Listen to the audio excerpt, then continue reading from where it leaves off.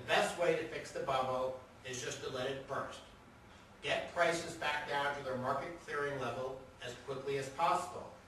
Once you finally get prices down to their market clearing level, then this great uncertainty in financial markets can be solved. Now, it may turn out that some financial institutions are no longer viable because the assets they have just aren't worth enough. But at least once you have asset prices back at their market clearing level, people will know what the truth is. And once you know what the truth is, and even if you have a few institutions fail, the uncertainty is removed from the market, the volatility begins to ease. I mean, markets by definition always have some volatility, but the huge volatility we have now will begin to dissipate, and people can begin to make decisions again.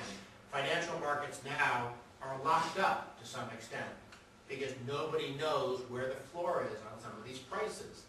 If you let the bubble burst, we'll find out where the prices are, and then the markets can begin to operate.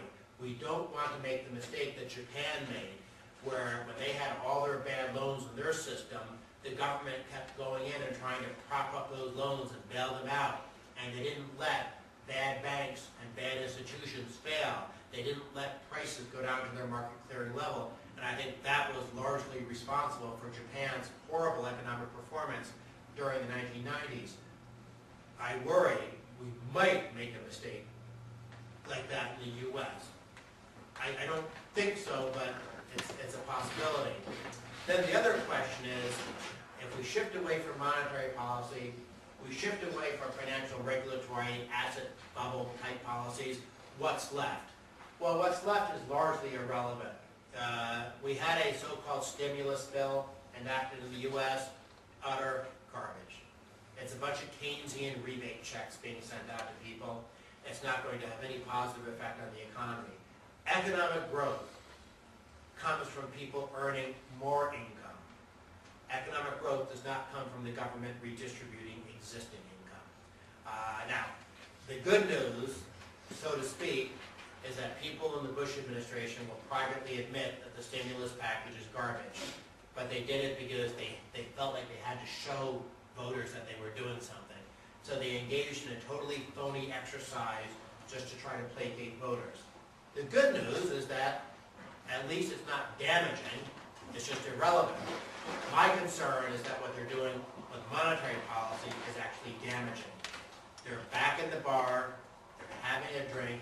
As we say in the U.S., they've fallen off the wagon. Now, I'll go ahead and close with this observation.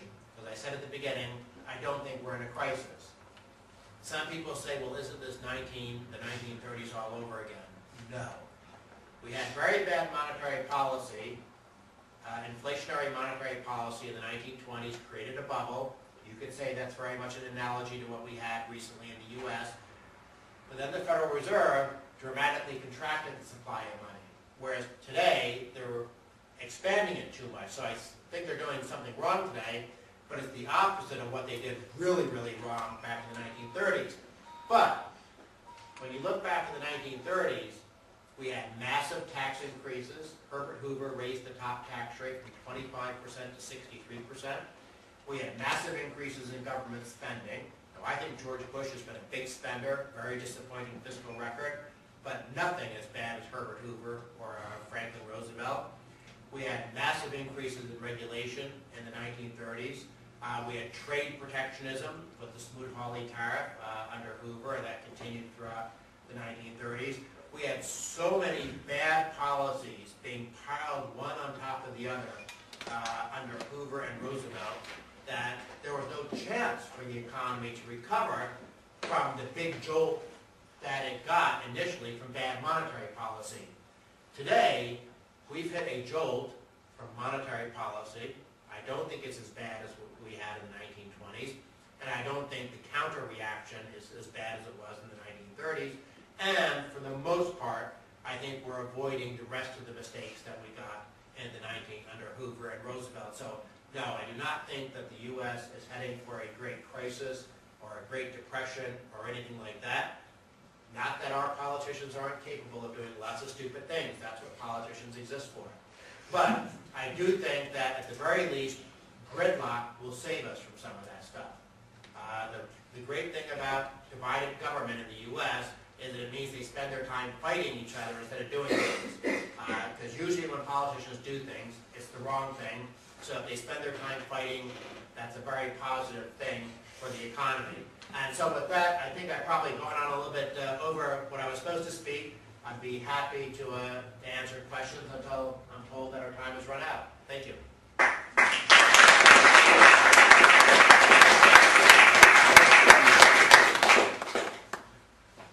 Questions? Dr. Mitchell, what do you think in principle about too big to fail policy, and specifically Fed's encouragement for $30 billion for JP Morgan to buy out Bear Stearns? What do you think about this? I'm a believer that you should fail because that's how markets work. And one of the benefits of failure in a market, as I said in my remarks, is that people learn from failure. You touch a hot stove as a child, you burn your finger. Are you more likely or less likely to touch the hot stove again? Well, I assume we're all less likely to touch the hot stove.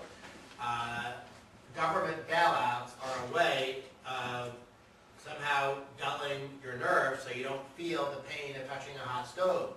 And what does that mean? You create a moral hazard situation.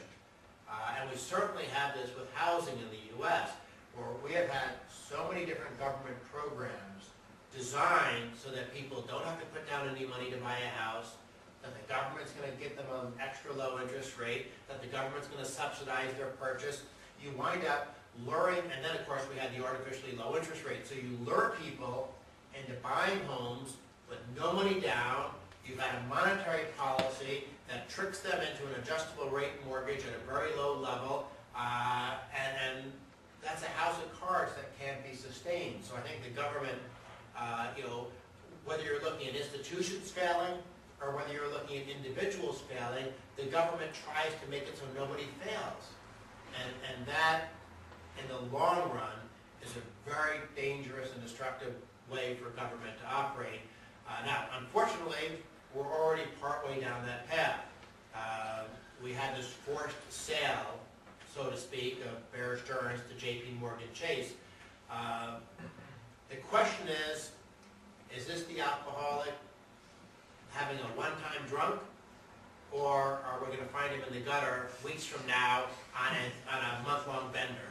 I hope it's just a one-off phenomenon that they did simply because they were scared of systemic contagion risk throughout the economy. And you talk to people in the administration, that's what they say. Again, it's so strange with this Bush administration. They've done so many bad things in terms of bigger government, more spending, protectionism, and you talk to them and you can't really argue with them because they'll say, hey, you're right. And then you say, well, why did you do it? Well, we were scared about the election.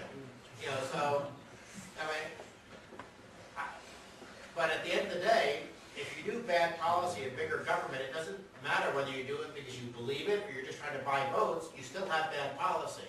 And that's what concerns me about this notion that we have to protect people from failure. What are your midterm prospects for inflation rate? Because there are two factors working in opposite directions. One is credit expansion mechanism, which slowed because banks don't trust each other and they don't want to give credit. And the other direction is the factor of Federal Reserve, which tries to force banks to lend and to enlarge the credit expansion mechanism. Well, first off, if I could predict the economy, I'd be a multi-millionaire and I'd be sitting on the beach in the Cayman Islands with a pina colada right now. I wouldn't be here talking. So all I can say is if you look at long-term interest rates and look at the spread between inflation-adjusted interest rates and regular interest rates, that's a better prediction than anything I could give. Doesn't mean it's right, but if I knew what the real answer was, as I said, I'd be very wealthy.